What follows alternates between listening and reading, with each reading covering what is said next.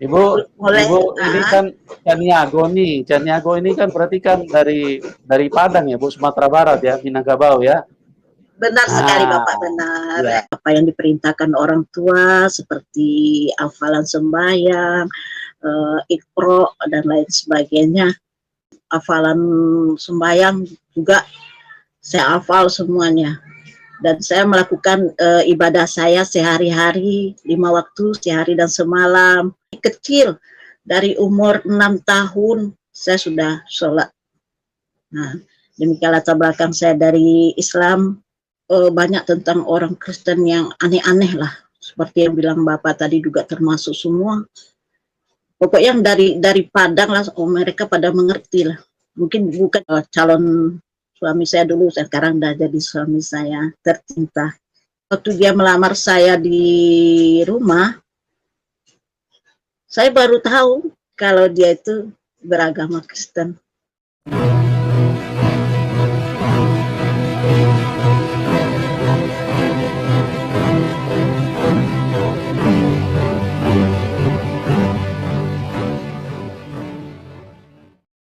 Assalamualaikum warahmatullahi wabarakatuh.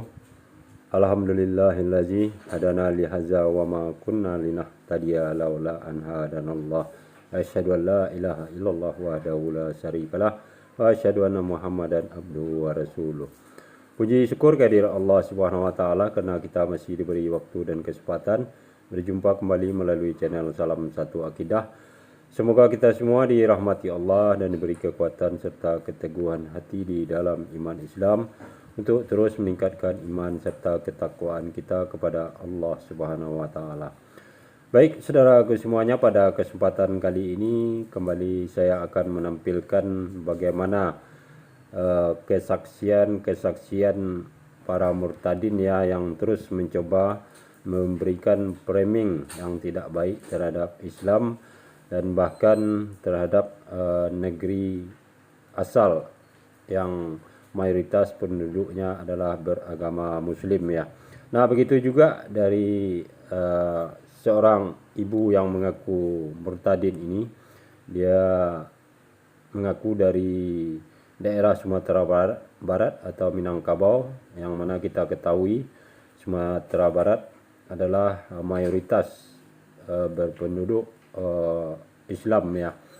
Dan tentunya berdasarkan cerita tersebut, kita sebagai umat Muslim yang berakal sehat ya, yang terus bersikap kritis terhadap apa yang kita lihat serta yang kita dengar, dan kita tidak akan mudah begitu saja mempercayai apa yang diceritakan ya, karena kita bisa menilai berdasarkan intuisi atau insting kita, dan bahkan kalau kita adalah orang yang peka, maka kita dapat merasakan orang yang bercerita tersebut dalam keadaan berbohong atau bagaimana kebenarannya. Nah, begitu juga kita bisa menilai dari segi psikologi ya. Ketika orang sedang berbohong, maka ada ciri-ciri yang dapat kita lihat. Nah, bagaimana nanti kesaksian dari ibu ini, tentu kita dapat melihat dan menilainya, apakah benar ibu ini dahulunya beragama Islam dan berasal dari daerah Sumatera Barat ya. Karena dari namanya saja situ sudah kelihatan keanehan serta keganjilan ya, karena mayoritas penduduk Sumatera Barat atau Minangkabau yang perempuan itu tidak pernah mengawali namanya dengan nama Su ya, dan sementara ibu ini bernama Sunarti, dan itu seperti kita ketahui lebih identik kepada suku Jawa ya, kalau nama yang diawali Su tersebut. Nah, begitu juga dengan cerita yang katanya dia adalah Islam fanatik dahulunya. Apakah dia mampu menunjukkan kefanatikannya tersebut secara detail ke publik? Kita akan saksikan video selengkapnya. Nah, tanpa panjang mukadimah lagi, langsung saja terlebih dulu kita simak videonya.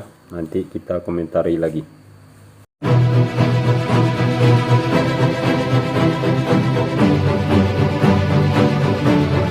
bagaimana seorang muslimah yang sangat fanatik, kemudian dia bisa berbalik dan meninggalkan keimanannya, dan dia percaya kepada Tuhan Yesus, dan dia mengasihi Tuhan Yesus. Oke, kita sambut narasumber kita, Ibu Sunarti Caniago.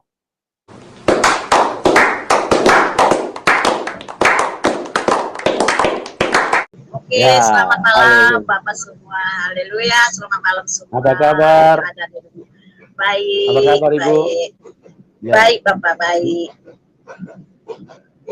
Ya, Ibu, boleh. Ibu ini kan Caniago nih. Caniago ini kan berarti kan dari Padang ya, Bu, Sumatera Barat ya, Minangkabau ya.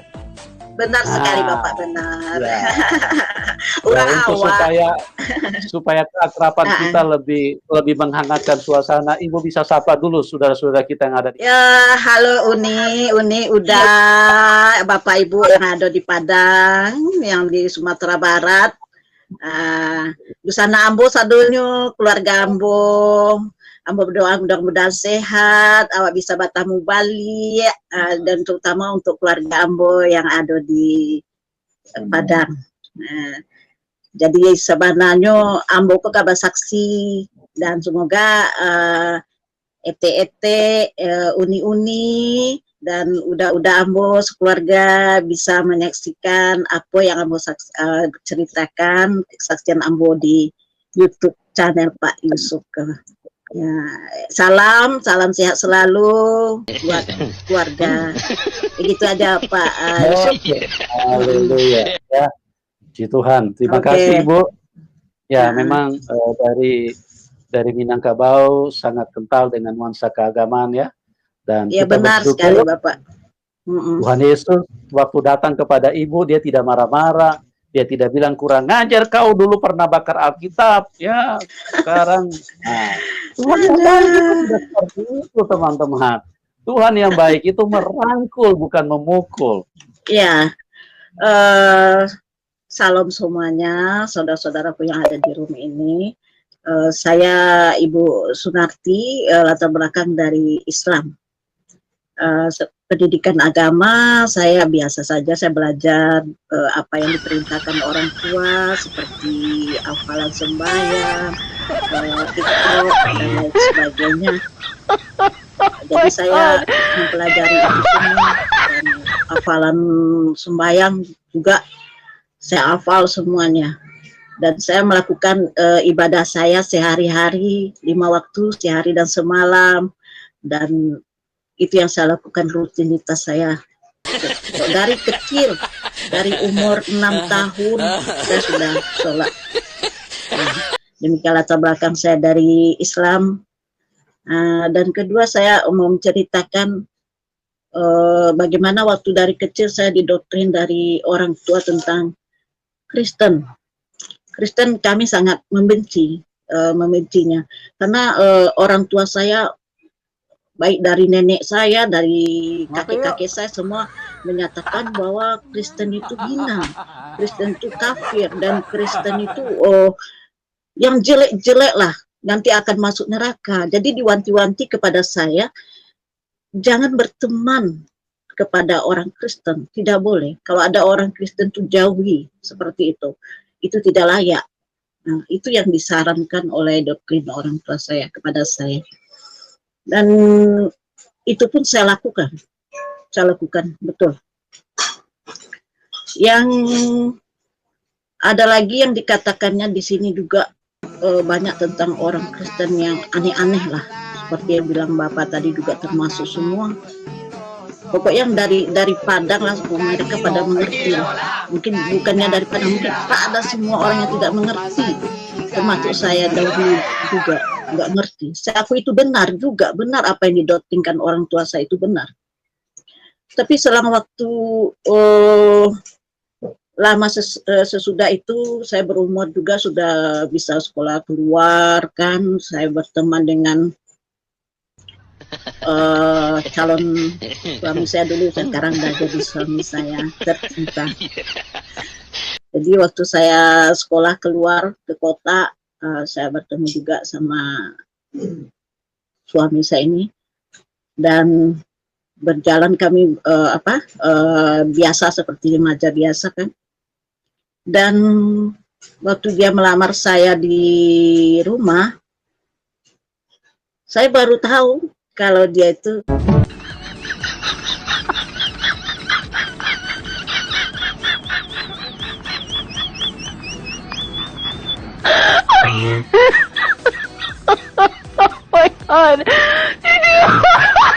tidak tahu. Kalau tahu saya dari dulu saya sudah jauhi, malah saya musuhi. Itulah ajaibnya Tuhan. Saya nggak tahu bahwa dia itu. Jadi selama ini disembunyikan. Padahal kami sudah lama berteman, tapi tidak pernah membahas soal agama. Gitu. Jadi begini. Nah, karena sudah pengurusan surat kan, berarti kan udah mau dekat tuh. Nah, jadi orang tua saya bilang gini, oh nggak apa-apa, kita Islamkan. Nah, kan kita Islamkan. Nah, jadi kan kalau kita Islamkan cukup bangga juga kita kan mengislamkan orang masuk ke agama kita tuh luar biasa itu. Ya, upahnya pasti surga ya kan gitu menurut orang tua saya. Seperti itu. Dan akhirnya suami saya ini mau setuju, karena untuk mendapatkan wanitanya kan dia setuju waktu itu. Nah, kami berkeluarga berlanjut terus sampai kami mempunyai anak waktu itu 3. Nah, lanjut saya bersaksi, saya 13 tahun pernikahan kami ya, kami. Jadi pada suatu malam, nah sebelum saya lanjutkan dulu untuk kesaksian saya. Nah, selang berapa lama, 13 tahun kami menikah berjalan seperti itu. Nah, suka duka dan lain sebagainya.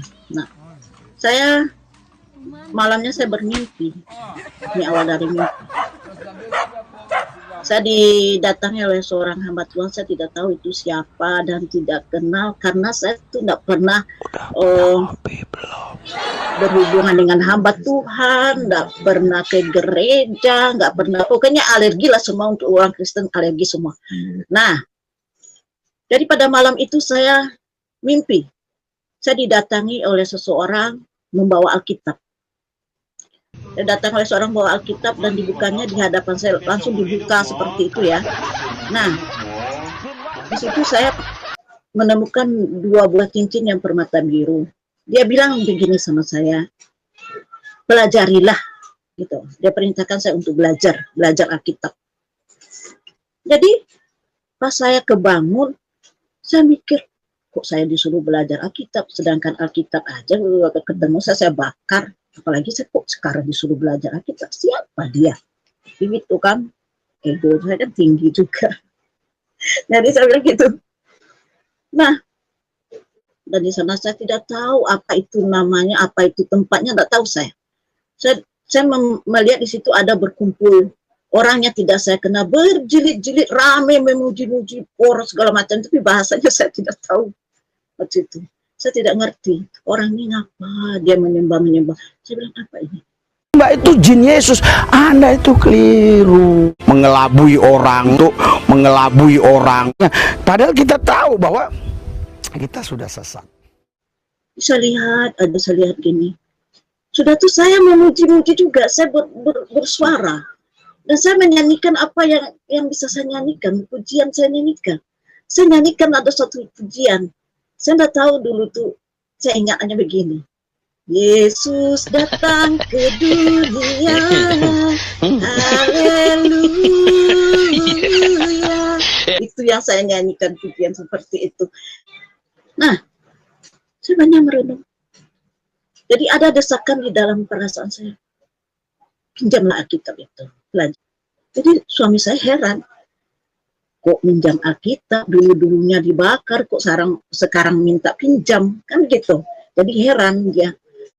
Nah, akhirnya dalam heran itu juga dia berangkat, dibawalah kitab sama saya. Nah, oke lah kalau kayak gitu kan, saya mulai belajar. Saya pelajari dari kejadian sampai 3 bulan lamanya saya belajar, ya. Dan saya mulai Saya masih ingat apa yang sudah saya pelajari dan saya banding sendiri. Mau saya tidak bawa agama di sini. Saya menyaksikan ini apa yang saya alami. Ya, saya pelajari juga. Saya terkejut waktu saya mempelajari dari kejadian bagaimana Tuhan menciptakan bumi, kan. Nah, saya baca juga dari perjanjian baru, kan. Bagaimana Yesus berfirman, "Akulah jalan kebenaran dan hidup." Itu yang membuat saya yang bergetar jantung saya. Akulah jalan kebenaran dan hidup. Tidak ada satupun yang datang kepada Bapa melalui aku. Yesus adalah satu-satunya jalan. Sesuai dengan apa yang saya pelajari. Anda itu keliru. Anda belajar di mana ya? Isa itu adalah jalan yang lurus supaya kita ikuti. Dialah jalan yang lurus. Dalam Zukhruf ayat 61. Perkataan dusta yang disampaikan oleh iblis. Dan juga surat Ali Imran ayat 45. Nah, ya. Siapa Yesus itu? Dia berkuasa di bumi dan di surga. Saya di situ saya, oh Tuhan. Masa Tuhan berkolor, masa Tuhan lahir dari rahim manusia. Inilah benar-benar yang saya rasakan, bahwa firman yang ditulis dalam Alkitab itu betul-betul datang dari surga.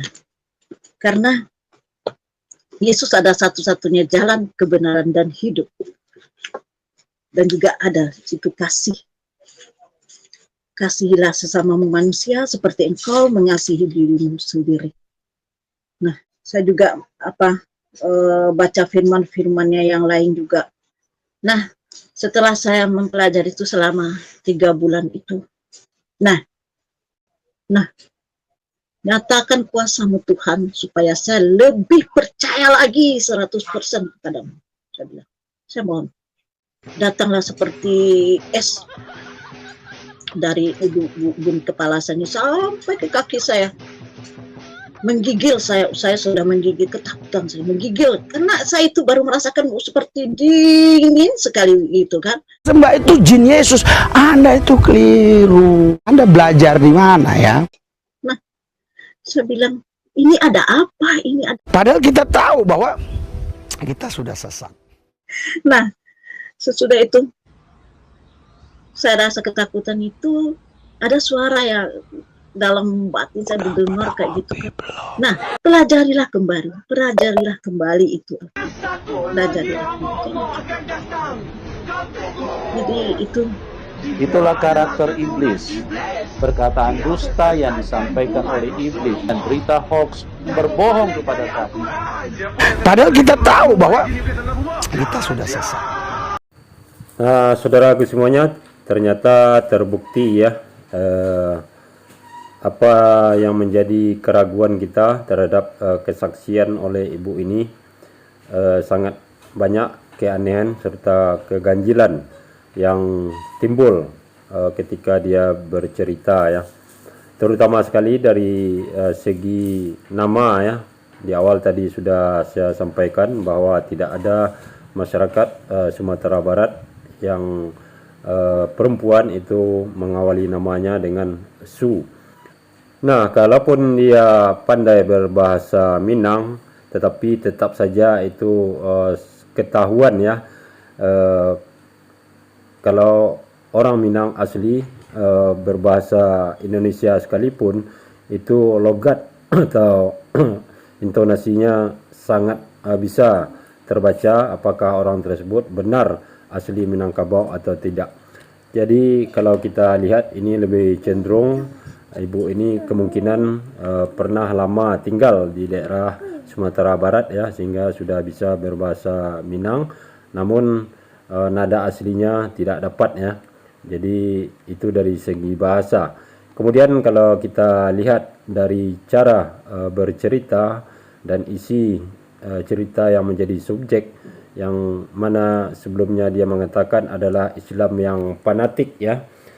Namun tidak ada satupun yang dijelaskan secara detail bagaimana kefanatikannya ketika di Islam, dan itu merupakan salah satu ciri dari orang yang sedang berbohong ya.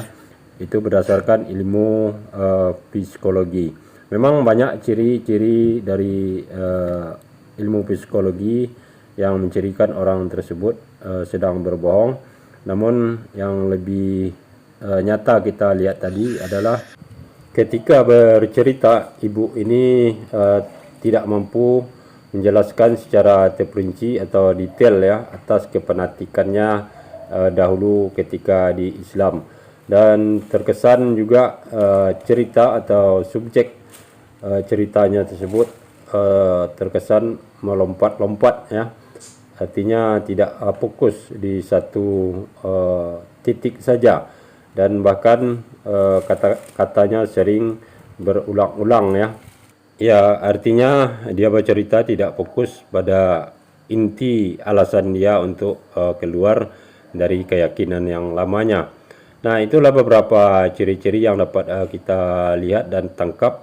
Kemudian ditambah insting kita sebagai umat muslim ya, menangkap gelagat-gelagat yang tidak benar dari apa yang kita dengar dan lihat barusan.